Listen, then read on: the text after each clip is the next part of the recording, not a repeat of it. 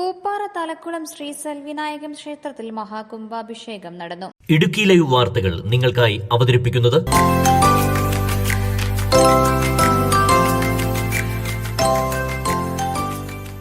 പൂപ്പാറ തലക്കുളം മേഖലയിലെ കർഷകരുടെയും തോട്ടം തൊഴിലാളികളുടെയും സഹകരണത്തോടെ പുനർനിർമ്മാണം നടത്തിയ ശ്രീ സെൽവവിനായകം ക്ഷേത്രത്തിൽ വിപുലമായ ആഘോഷങ്ങളോടെയാണ് മഹാകുംഭാഭിഷേകം നടന്നത്.